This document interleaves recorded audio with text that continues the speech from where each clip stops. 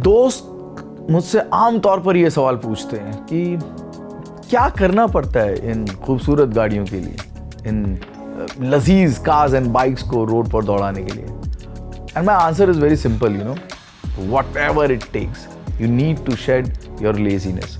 आसान नहीं है और आसान भी है।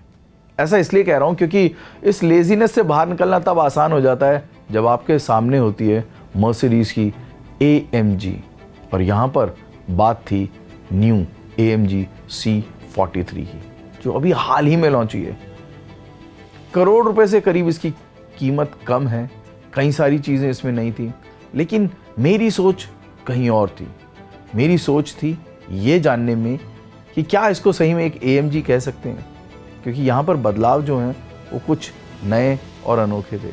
यहाँ पर अब वो ट्रेडिशनल V6 स्ट्रेट 6 नहीं था, यहाँ पर एक 4 सिलेंडर था, यहाँ पर एक 2 litre.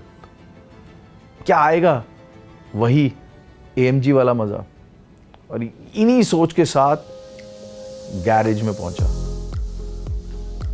And something that is there with all the AMGs, with all the Mercs, it just asks you to turn your head, admire, and then similar thing happened with the C43. मैं रुका, सोचा, समझा, उसके design को एक बार महसूस किया। जो कूप डिज़ाइन था, कूपिश डिज़ाइन इससे पहले, अब वो कूपिश डिज़ाइन यहाँ पर नहीं है। अब ये एक सेडान ज़्यादा लग रही है, लेकिन यहाँ पर एक चीज़ समझ में आ रही थी कि इसके जो 4 डोर्स है ना, वो शायद आपके प्रैक्टिकल पर्पस को ज़्यादा सॉल्व करेंगे। यानी कि आप वीकडेज पर भी इसका इस्तेमाल कर सकेंगे। ये सिर्फ वीकेंड वाली AMG नहीं है, ये वीकडेज में भी इस्तेमाल की जा सकती है। सभी सवाल थे। इन सभी सवालों के साथ जब गाड़ी में घुसा, उफ, I could feel that rush in me to go out and hit the road.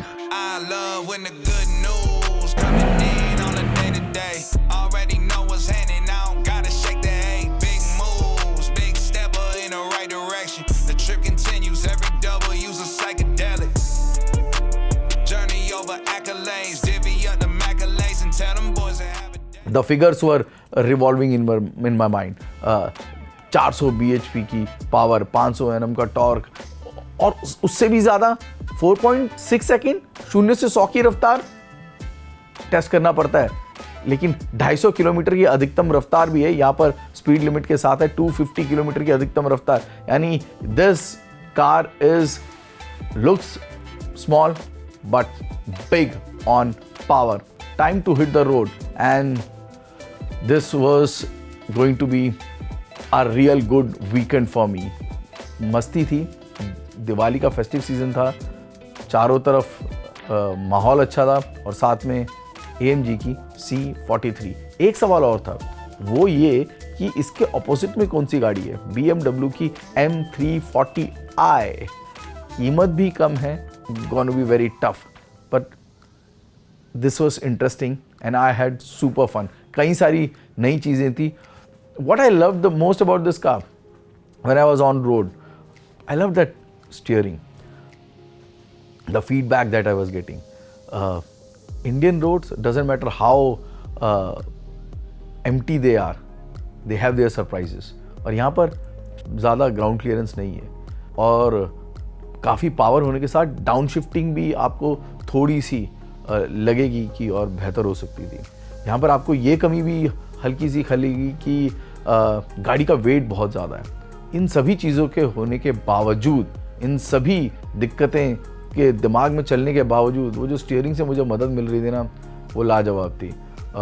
Rear Excel भी आपको फुल सपोर्ट करता है। मर्सिडीज़ की इस नई टेक्नोलॉजी के बारे में जितनी तारीफ़ की जाए उतनी कम है। और उसके अलावा जब भी आप ये सोचते हैं ना, जब ये फील आती है कि this is not a engine that is been tune by AMG, okay, this is an engine completely made, one man one engine philosophy के साथ बनाया गया इंजन, सिग्नेचर के साथ।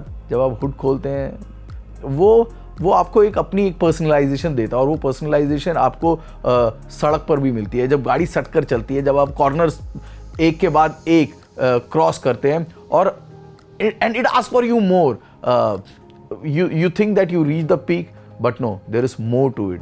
That more to the engine, it keeps on accelerating. और Mercedes के line में कई सारी गाड़ियाँ हैं जो कि आपको मजबूर करती हैं कि आप एक्सप्लोर करें.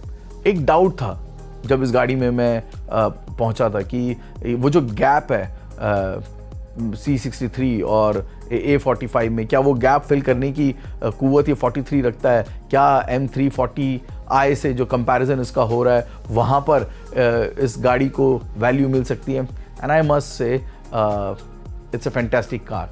कीमत ज़्यादा लगती है, लेकिन you know when you are driving this car, how does it feel? It feels that the world is in your control and you can achieve anything that you want.